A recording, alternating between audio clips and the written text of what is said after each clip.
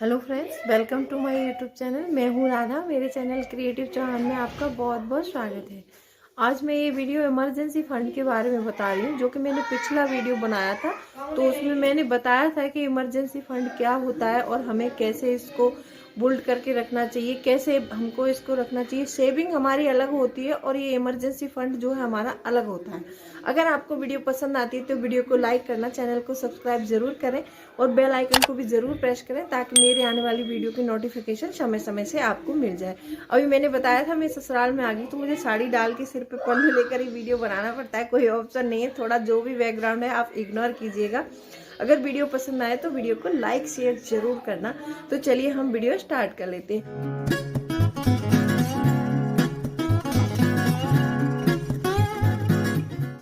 Hello friends, कैसे हैं आप सब? आई होप आप सब बहुत अच्छे होंगे और सेहतमंद होंगे और आप लगातार मेरी वीडियो के साथ ही बने हुए होंगे। और बहुत ही अच्छी अच्छी इंटरेस्टिंग वीडियो मैं ला रही हूँ आपके ऊपर, शेविंग के ऊपर। और मैंने काफ़ी सारी वीडियो अपलोड की हैं, आप वो मेरे चैनल में आकर भी देख सकते हैं और आप उनके लिंक मैं डिस्क्रिप्शन बॉक्स में भी दे दूंगी और एंड स्क्रीन पे वो वीडियो मिल जाएंगी, आपको कार्ड से भी देख सकते हैं। मंथली बजट प्लानिंग मैंने बहुत अच्छे से करना बताया, 10,000 सैलरी का, 15,000 सैलरी का, सारे वीडियो मैंने बना रखे हैं अपने चैनल पर। आप मेरे चैनल पर आके एक बार जरूर विजिट करें। और आप नए हैं तो अपने अभी तक आपने इस चैनल को सब्सक्राइब नहीं किया है तो प्लीज सब्सक्राइब करिए अपने इस चैनल को और बेल आइकन को भी जरूर हिट करें, ताकि मेरे आने वाली वीडियो की नोटिफिकेशन सबसे पहले आपको मिल जाए। पूरा जो मैंने इमरजेंसी फंड का जो बताया है, पूरा मैंने इसको एक कॉपी में नोट डाउन किया है, क्योंकि आपको मैं मुंह से बोलती रहूंगी, आपको कुछ समझ में नहीं आएगा। तो मैंने इसको कॉपी में नोट डाउन कर लिया है, तो मैं उसको डिटेल में आपको जाके कॉपी में ही बताऊंगी मैंने कैसे इसको नोट किया है। मेरी जो डायरी है जिसमें मैं वीडियो की स्क्रिप्टिंग करती हूँ, उसमें मैंने इसको नोट कर लिया है सबको। तो मैं उसमें आपको बताऊंगी कि इसको हमें कैसे इकट्ठा करना है, कैसे कहाँ कहाँ क्या जमा करना है, कहाँ जमा कर सकते हैं, कैसे रखना है। लोगों के बहुत सारे क्वेश्चन होते हैं गाइस कि इमरजेंसी फंड होता क्या है और इमरजेंसी फंड कैसे करना है, हम इसको कैसे बचाएंगे। तो वो सारे तरीके मैं बताने वाली हूँ आपको। तो चलिए हम वीडियो को स्टार्ट कर लेते हैं। अब ये इमरजेंसी फंड का मैंने पूरा यहाँ पर डिटेल रखा है कि हमको इसको कैसे बचाना है, कैसे क्या करना है, ये सारा मैं आपको इसमें लिख दिया है मैंने, ये सारा डिटेल में बताऊंगी। आप चाहे तो इसका स्क्रीनशॉट भी ले सकते हैं और ये सारा सब कुछ जो है मैं डिस्क्रिप्शन बॉक्स में भी इसको नोट डाउन कर दूंगी, आप उसमें से देखकर भी समझ सकते हैं। अब बात करते हैं what is emergency fund. Emergency fund होता क्या है और इसे हमको रखना कैसे है और अपनी सैलरी में से कैसे बचाना है और हमें इसे कैसे रखना है, क्या करना है, कहाँ इन्वेस्टमेंट कर सकते हैं, कहाँ नहीं कर सकते हैं, कैसे हम इमरजेंसी फंड को इकट्ठा करेंगे, अपनी थोड़ी सी सैलरी में से हमें इसको कैसे बचाना है। मैं वो तरीका आज आपको बहुत आसान तरीके से समझा दूंगी और आप ये देख के बखूबी समझ पाएंगे। अब मान लीजिए एक आदमी की सैलरी यहाँ पर मैंने 25,000 ली है, मैंने सैलरी को 25,000 लिया है। वो सैलरी आपकी कितनी भी हो सकती है, उसी हिसाब से आप अपना इमरजेंसी फंड बना सकते हैं कि आपको कितना चाहिए होगा।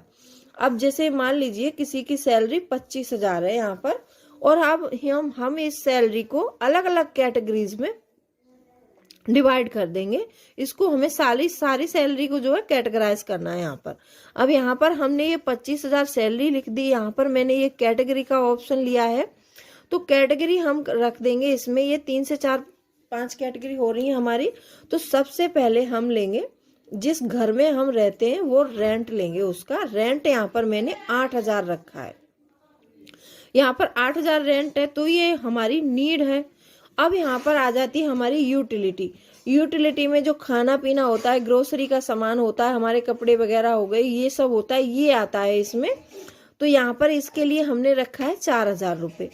तो ये तो हमारी बेसिक नीड्स हैं, तो नीड्स को तो हम कम नहीं कर सकते, कहीं से भी कम नहीं होगी।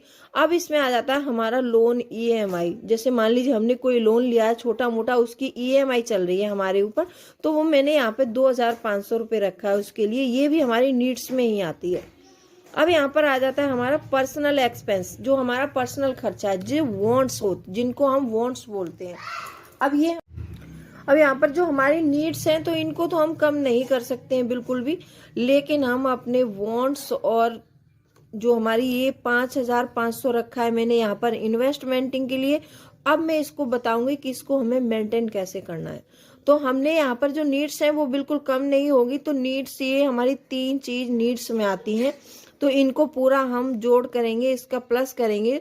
तो यहाँ पर ये हमारा जो हो रहा है नीड्स का बन रहा है हमारा 14,500 रुपये। 14,500 रुपये।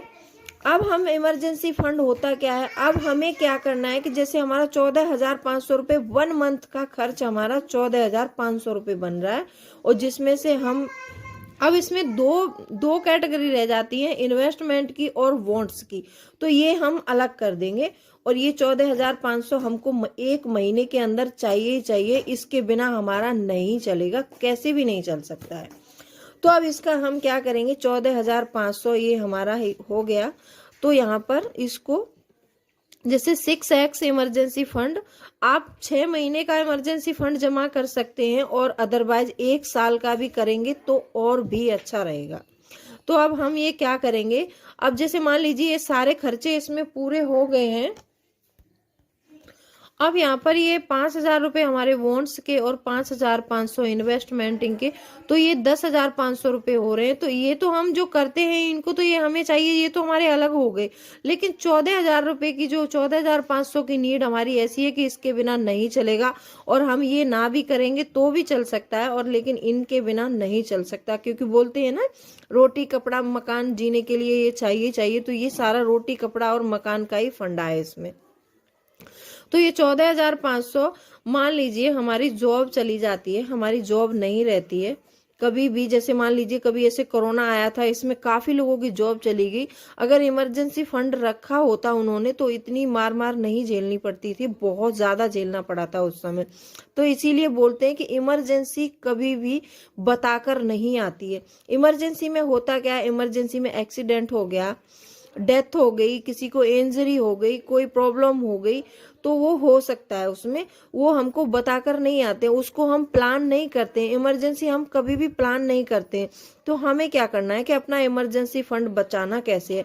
अब आप सोच रहे होंगे कि 25,000 का पूरा इसमें हिसाब भी कर दिया, अब इस इमरजेंसी फंड को हम बचाएंगे कैसे। अब मैं बताती हूँ कि इस इमरजेंसी फंड को हमें कैसे बचाना है। 14,500 का जो 6 में हमने इसको किया, 6 महीने का किया, तो ये 87,000 बन रहे हैं, मतलब 87,000 रुपये बन रहे हैं। अगर हम 6 मंथ का इमरजेंसी फंड जमा करेंगे तो हमें चाहिए इसके लिए 87,000 रुपये, और अगर हम 1 साल का करते हैं तो हमको चाहिए 1,74,000 रुपये। तो इसको अब हम इकट्ठा कैसे करेंगे। आप सोच रहे होंगे कि आप इसमें सारी सैलरी तो हमारी डिवाइड हो जाती है इनमें, लेकिन हम इमरजेंसी फंड को इकट्ठा कैसे करेंगे। अब ये तो हमारा नीड्स रहा, तो इसको तो हम रोक नहीं सकते, लेकिन जो हमारे वॉन्ट्स पे जो हम 5,000 रुपये एक्स्ट्रा खर्च कर रहे हैं, मान लीजिए वॉन्ट्स हम किस लिए इकट्ठा करते हैं, अपने ब्रांडेड कपड़ों के लिए, ब्रांडेड शूज के लिए, नया मोबाइल लेना है, या फिर कोई ऐसा खर्च होता है उसके लिए हम करते हैं। वॉन्ट्स हम डेली अपने नहीं करते हैं। अगर हमारी सैलरी 25,000 है तो उसके अकॉर्डिंग हमें वॉन्ट्स को भी रोकना होगा, और अपनी जो इन्वेस्टमेंट है हम इसको भी रोकेंगे। आप इन्वेस्टमेंट रोक दीजिए कुछ महीने को लिए, और कुछ महीनों के लिए अपने वॉन्ट्स पर तो काबू कर सकते हैं। मान लीजिए वॉन्ट्स हमारा क्या होता है, ये हमारी जरूरत तो नहीं है ना, 5,000 रुपये जो हम खर्च करें ये हमारी जरूरत नहीं है, ये सिर्फ हमारी इच्छा है। मान लीजिए कभी स्विगी से, कभी कहीं से खाना ऑर्डर कर लिया, डेली पिज्जा मंगा लिया, ये सब हमको रोक कर भी, इसको अगर हम रोक देंगे तो भी जी सकते हैं। तो हमें इस वॉन्ट्स को रोकना है और इन्वेस्टमेंट को भी रोक देंगे, फिर हम अपना इमरजेंसी फंड तैयार करेंगे उससे। वॉन्ट्स और इन्वेस्टमेंट को रोककर इमरजेंसी फंड अपना 6 महीने का तैयार करें पहले, और अगर आपको 1 साल का करेंगे तो और भी आप अपने बॉन्ड्स पर काबू कर लेंगे, और ये इन्वेस्टमेंट को रोक देंगे तो कम से कम 1.5 साल में आप अपना इमरजेंसी फंड तैयार कर सकते हैं। 1.5 से 2 साल लग जाएंगे आपको, ये वाला जो 1 साल का करेंगे तो आपको 1.5 से 2 साल लग सकते हैं, और ये 1 से 1.5 साल में ये ऊपर वाला जो 6 मंथ में करेंगे तो हो जाएगा। अब इसको हमें इमरजेंसी फंड को रखना कैसे है, तो ये इसको कैसे रखना है वो भी मैं बताती हूँ। अब इस इमरजेंसी फंड को मान लीजिए हमने ये 12 महीने का इमरजेंसी फंड जमा कर लिया है। आप 6 महीने का भी कर सकते हैं, जरूरी नहीं है कि आप 12 महीने का कर रहे हैं। अगर 12 महीने का कर लेंगे तो अगर आपके पास 1 साल तक जॉब नहीं रहती है तो भी आप सरवाइव कर सकते हैं। अदरवाइज 6 महीने तक जॉब नहीं रह सकती तो आप इसमें भी सरवाइव कर सकते हैं, लेकिन जो हम 1 साल का करेंगे उसमें अच्छा सरवाइव कर सकते हैं। अब इस इमरजेंसी फंड को भी मैंने 3 कैटेगरी में डिवाइड किया है। अब इस 3 कैटेगरी में इसको कैसे रख सकते हैं? कैश रखना है हमें 10%, बैंक में रखेंगे हम अपना 20% और लिक्विड म्यूचुअल फंड में रखेंगे हम अपना 70%, तभी हमारा ये 100% हो जाएगा। अब इसको हम कैसे करेंगे डिवाइड? इसको मैंने बताया 10% जितना भी इसका 87,000 का, अगर 6 महीने का कर रहे हैं तो आप 87,000 का 10% रख सकते हैं।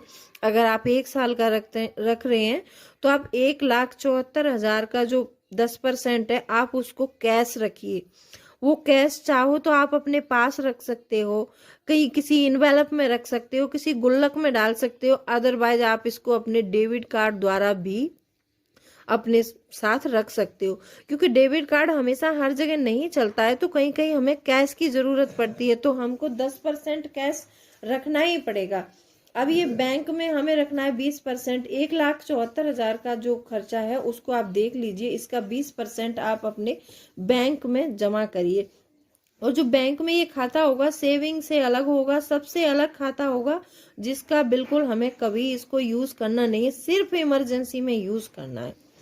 अब लिक्विड म्यूचुअल फंड में हम अपना 70% हम अपना म्यूचुअल फंड में डालेंगे, क्योंकि यहाँ पर मैं आपको एफडी की सलाह नहीं दूंगी। जो हम बैंक में 20% रखेंगे तो वो क्या है कि बैंक में हम 1 से 2 घंटे के अंदर निकाल सकते हैं, और म्यूचुअल फंड में हम जो डालेंगे इसको तो वो हमारा इमरजेंसी फंड भी रहेगा, और इसमें एक तरह की इन्वेस्टमेंट भी होगी, जिसमें हमें कम से कम 1 साल के अंदर 10% तक का रिटर्न मिल जाता है इसमें। तो म्यूचुअल फंड में आप इसको इन्वेस्ट कर सकते हैं। आप चाहो तो स्टॉक्स में भी लगा सकते हैं, क्योंकि स्टॉक्स का भी पैसा हमारे हाथ में ही होता है, हम उसको जब चाहे मर्जी ले सकते हैं, जब चाहे मर्जी। उसमें थोड़ा सा रिस्क रहता है, तो उसकी सलाह नहीं दूंगी, और एफडी की सलाह मैं भी यहाँ नहीं दूंगी, क्योंकि एफडी हमें तोड़ने में बहुत टाइम लग जाता है। अब मान लीजिए कोई इमरजेंसी हो गई है, हमें पैसा मतलब 1 दिन में या 24 घंटे में चाहिए, तो आप इसको एफडी में 24 घंटे में पैसा हमारा नहीं मिलता है। म्यूचुअल फंड में हमारा पैसा हमारे हाथ में रहता है, कभी भी हम इसको निकाल सकते हैं 1 से 1.5 दिन में। और अपना जो स्टॉक्स का भी पैसा हमारे हाथ में रहता है, लेकिन स्टॉक्स में रिस्क ये रहता है कि अगर हम स्टॉक में इन्वेस्टमेंट कर देंगे तो स्टॉक मान लीजिए हमने बढ़ते हुए दाम में खरीदा है, लेकिन फिर हम उसे सेल करेंगे तो कहीं नीचे आ गया बाई चांस, तो हमें घाटा हो सकता है। तो उसकी भी सलाह मैं यहाँ पर नहीं दूंगी आपको। अपना इमरजेंसी फंड आप इन 3 कैटेगरी में रहें, बहुत सुरक्षित रहेगा।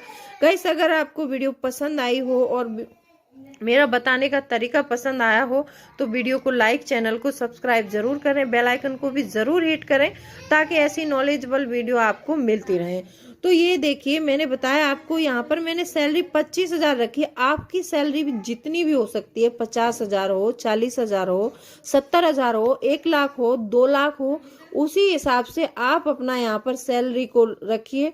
और आपकी जो भी रेंट, यूटिलिटी, जितना भी लोन, ईएमआई, पर्सनल एक्सपेंसेस और आपकी इन्वेस्टमेंट जो भी है, जिसमें से आप उसी हिसाब से कैटेगराइज कर सकते हैं, और आपकी बेसिक नीड्स जो भी हैं उनको यहाँ पर लिख सकते हैं। यहाँ पर जैसे हमारी 14,500 थी, मैंने बार बार समझाया आपको। तो आई होप आपको वीडियो अच्छा लगा होता। वीडियो को लाइक, शेयर जरूर करें। और ये मैंने सबको समझा दिया है डिटेल में। मैं ये सारा सब कुछ डिस्क्रिप्शन में मेंशन कर दूंगी, आप वहां से देख के कर सकते हैं इसको। आई होप आपको वीडियो पसंद आई होगी। अगर वीडियो पसंद आए तो वीडियो को लाइक, चैनल को सब्सक्राइब जरूर करें, बेल आइकन को भी जरूर प्रेस करें, ताकि मेरे आने वाली वीडियो की नोटिफिकेशन समय समय से आपको मिलती रहे। चलिए, मिलती हूँ अगली वीडियो में, तब तक के लिए बाय बाय।